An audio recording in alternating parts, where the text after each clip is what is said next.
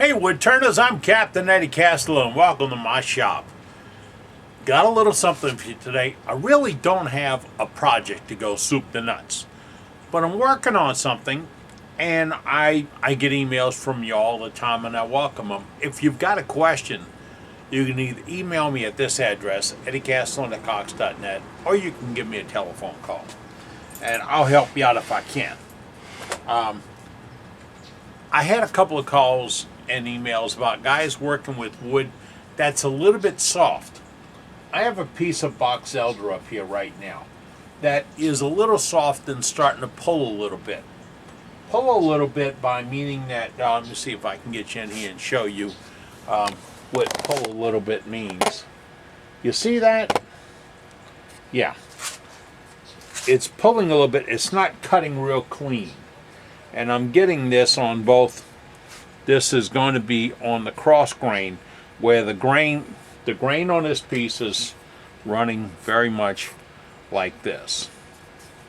So when I'm getting to where it's coming down over and it's a soft piece, this is not cutting, it's pulling out and laying back. Okay, what do we do about that? Well, we can sand it, but that's a lot of sanding, and I'm really into wood turning versus wood sanding. We can tighten it up. We tighten it up very simply by putting on something that will act as a bonding agent to stiffen up all these fibers. We're cutting here. The wood grain is like this. As are cutting, they're just bending back rather than breaking off or cutting off. Okay. A really, really sharp tool will do a slice. And this is wood slicing, not wood chopping. Another thing that helps is this. This is just a blend of 50-50 or a little bit looser blend than 50-50 of Deft and lacquer thinner. Deft is a brushing lacquer. I use the name, but don't get married to the name. Get married to the fact that it's a brushing lacquer. It'll go on furniture with a brush. That's fine. It's a lacquer, which means it seals up fast and hard. And I'm going to rub this Deft, or soak this Deft into the piece, and really let it get in there. Now, what's going to happen are those fibers that are pulling or it'd become coated with the Deft and bond to each other, or just be a little bit harder to slice. And that's all you want, is to actually be harder to slice, so they will slice versus laying back. This is a common thing when you run across wood that's punky or just won't cut or tears a lot. Tightening it up will work. Now, Minwax makes a wood hardener. I have not found it in this market in several years. And I don't know if it's available in any market. Here's the problem with dealing with big box stores. They won't go through a lot of trouble looking anything up for you. Oh no, we don't have that, they quit making it, is the automatic response. Because they don't have a vested interest in continuing business. If you don't buy that and you buy some other product, they've done their job. I'm sorry, but that's how I feel about it. Well, I'm not sorry, but that's the way it is. Okay. Now, I've soaked this really well with Deft.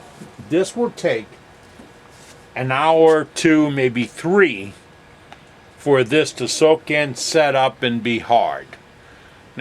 What was I doing to this piece besides that?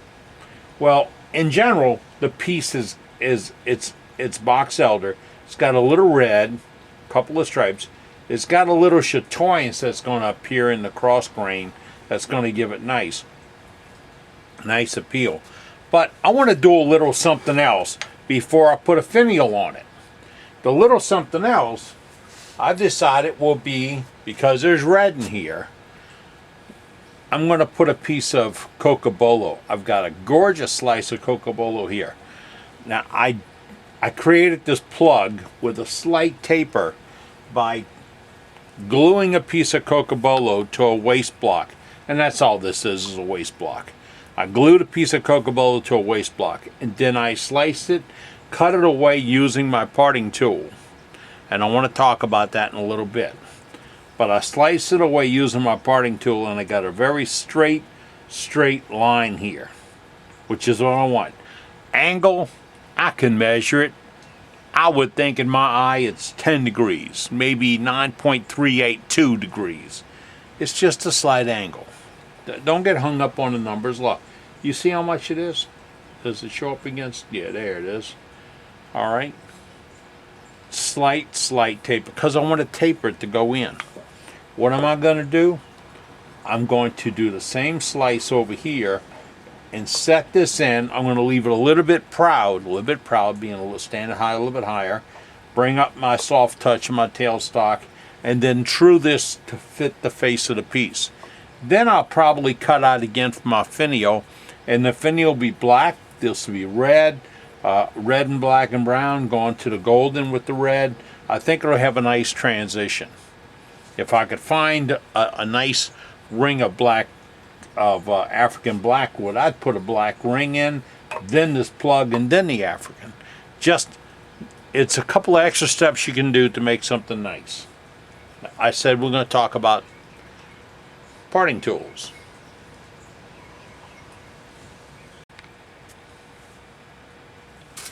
This is my shop-made parting tool. I have a YouTube on how to make this.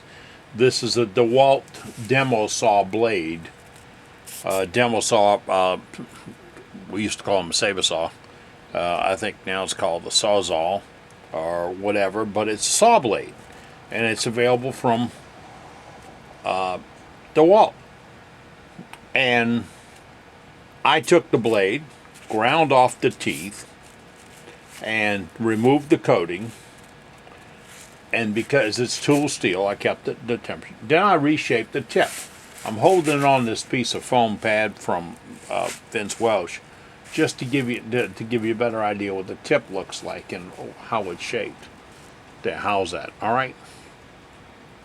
I get a call every couple of days about these tools, and this morning a fella told me that he made one and he had it sharpened. He sharpened on the sides and it jammed on him. And I was trying to explain to him that you don't want to sharpen the sides. This cutter cuts with this width right there. That's the width it cuts with. If you start to sharpen this side and reduce this width up here, once it goes in, it's going to start binding. Now, I always recommend when you make the cuts that you widen the cut a little bit. You can either lay it over either way, going in the first third of the cut or half the cut or whatever, to get a little wiggle room, or do a cut, back out and do a slight half a cut to give it enough play. Diamond parting tools are fatter in the center and don't require that. But this is not a diamond parting tool. Now, how do I sharpen this? And that's critical to being used. So let's go to the sharpener. It's right there. These are CBN wheels. I get this at D-Way Tools. Dave Sweitz is a wood turner, and he makes tools. I like that kind of guy.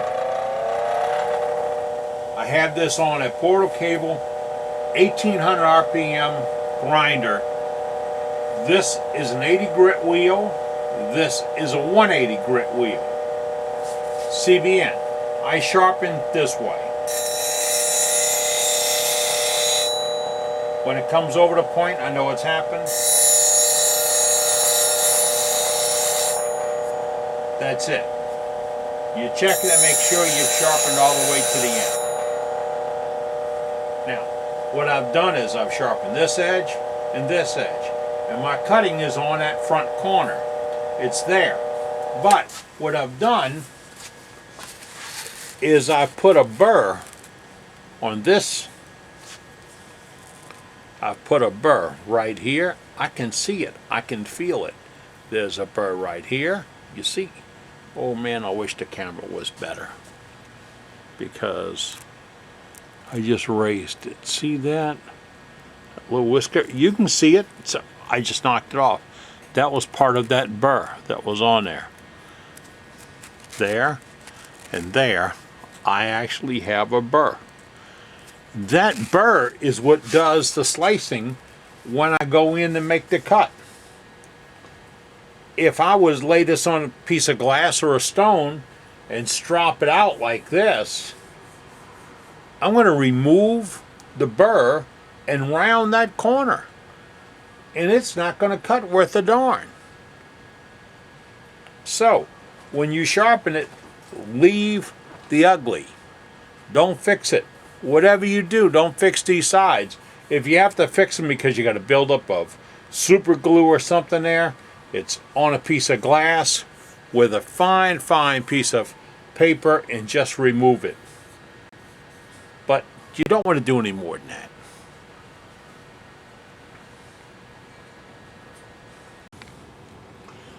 Oh, and while we're chatting about sharpening, I get calls and emails from guys that say, Cap, you give a mixed message. You show how to sharpen on a belt sander, and then you turn around and you do it on your grinder. Well, I showed you how to sharpen on a belt sander for you guys that didn't have a grinder. We're going to be honestly straight up here right now. My skew is sharpened on my belt sander, and then I strop it with my stone I got from Vince Welsh, my diamond home. That's what I do for my skew. My scrapers, gouges, and all my other tools are done on my grinder. Now, if not this grinder, I've got another rig outside with a bed on it and everything else that's got some different grit wheels, and I'll use them there. I am more comfortable getting my sharp edge on my tool steel tools on the grinder than I am a belt sander, with the exception to those skews. And the multi-tool. I'd have to say the multi-tool because it looks like a skew, and I can do the same thing, sharpen it out the same way. And then I touch it up, and my multi-tool is just a little triangle bar, sort of like the detailed duo, which is done on a belt sander. So you see, one can't necessarily replace the other. They just augment each other. That's like saying your shop is great if you got a bandsaw, you don't need anything else. Not really. I mean, if we got down to where you only need one or two tools, do you know how much room I would have? Man. Honestly, the only reason I don't have more tools, I don't have any room. I love tools. That's why I make tools. All right, this piece has been now curing for about a half an hour or so. I know I won't fling the liquid out when I cut it. So I'm going to move you to a better position, and then I'm going to put this plug in. All right? All right. This is the piece I'm going to put in here. It's a little bit larger. A couple of safe ways to do this. Go ahead and put some rings up here. Nothing magic. Yeah, let me get you a little closer so you can see what I'm doing. Bear with me, don't mean to make you get seasick. But if I do that, it's just I'm checking your Dramamine level. Turn it around, look at the fat end. The fat end is going to be about my second from in line. You see what I'm seeing? Okay. So I'm okay if I take a couple of slices and get into putting this out. How am I going to match that angle? I'm going to take a wild ass guess.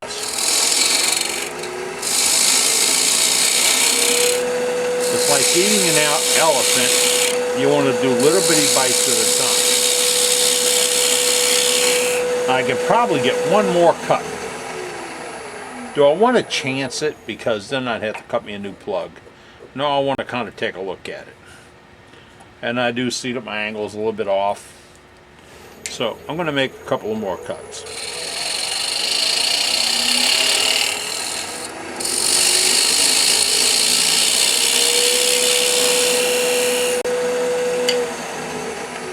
It's a trial and error type thing. I'm getting closer.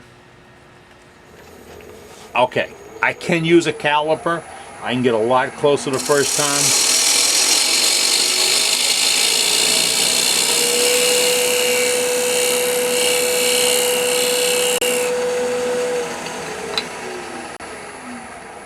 But this isn't a race to the death. Now you see, I'm making my angle a little bit steeper in here than it should be because I'm not rubbing, I'm not bearing. Well, you'd have to be up close and be standing here to see it, but I'm rubbing 1/8 of an inch inside, which means the inside is tucked in like this more than it has to be. All it means is I change the angle of attack on my tool.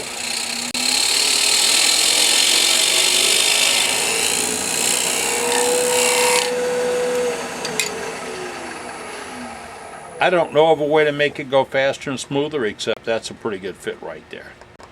I'm bearing pretty good. I just need to be a silly millimeter larger. You remember that commercial? Still a millimeter longer?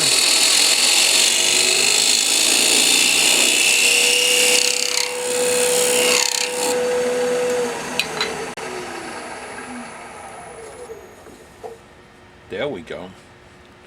Now, here's the deal about the cut. If the inside angle is too great, there's a gap right there. I'm touching, but there's a gap right there, which means I'm rubbing here instead of all the way through. So the angle's off a little bit more. Well, why didn't you go straight, Cap? What's wrong going straight?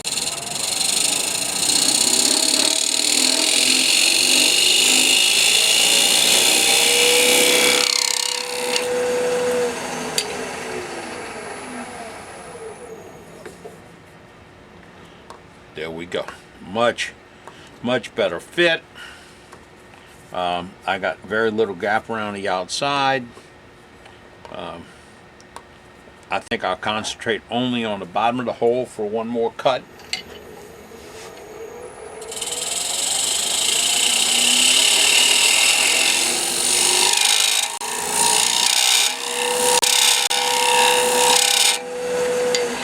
And we should be there.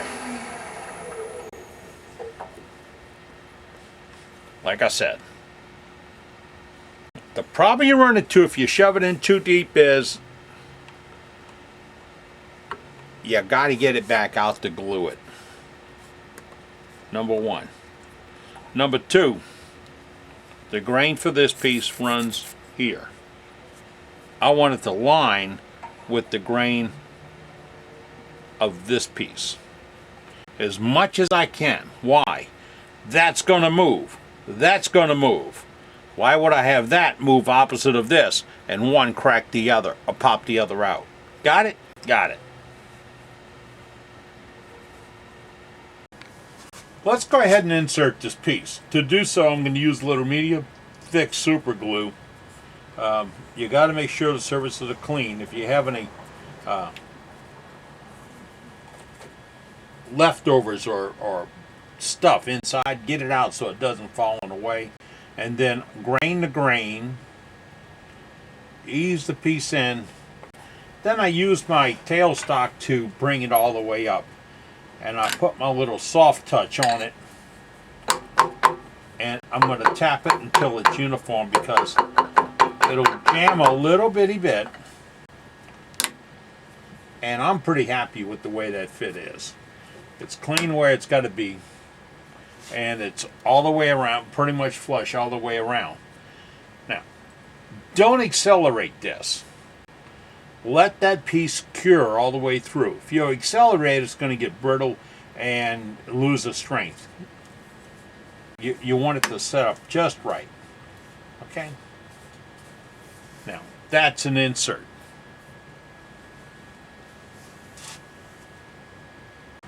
You didn't move and I appreciate it. This is a piece. I've allowed the glue to set up. Spent about an hour. I did a couple other things. Sort of got the finial started. I'm going to go in and take some nice slicing cuts to slice that junction down and get this piece.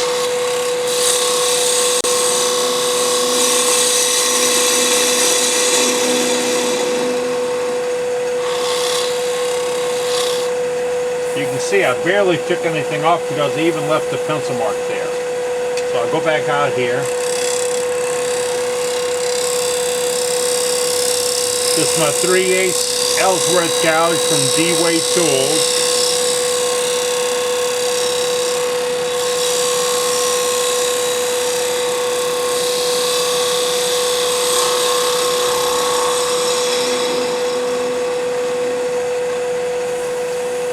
Remember, the key to a good curve surface is no flats. This is so basic, but I have to show it occasionally. When I take something round and roll it around that edge, just like I'm doing here, if there's a flat, it will stop. Why do I do this? Because what you don't see now, the wood's dull, there's no finish on it. What you don't see now is if there's a flat spot later on, the finish will not cross over and fix that. And a reflection change will happen right here where there's a flat spot, and your eye will be drawn to it. Your eye shouldn't be drawn to a flat spot. It should look nice. A curve is a curve is a curve. And that is right. This is ready to sand out. I'm going to put a little thinner on, a little lacquer on this and tighten it up before I sand it out, because it's still pulling a little bit.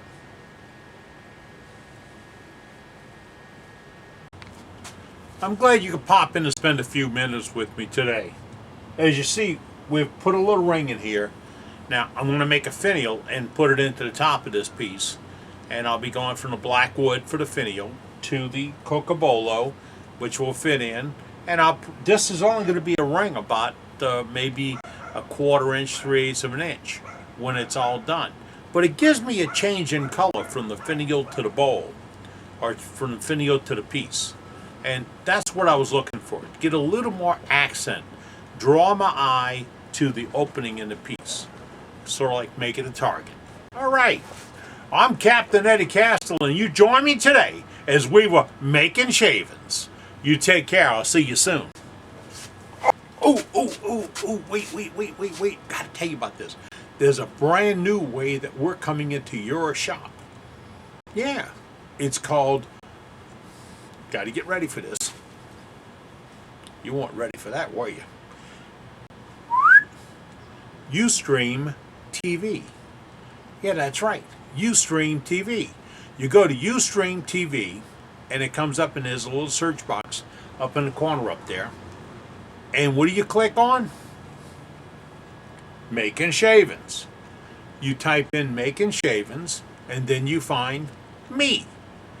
And I am there live on Wednesday nights at 7 o'clock Central, and Saturdays at 2 o'clock Central. Yeah, live programs. Let me tell you what we do. We do about a 35 minute project, 40-minute project, whatever. We do a little turning, make some shavings. That's why we're here. Then we get up the iPad, go to the social stream, and see what you have to say. So if you have a question or a comment or a problem, whatever, we get to do it. It's live, interactive television, and you are part of it. And it's all on, ready again? Ustream TV. I'll see you soon, where we'll be making shavings. You love all these buttons, don't you? I love it. I'm going to get back to this piece. Bye.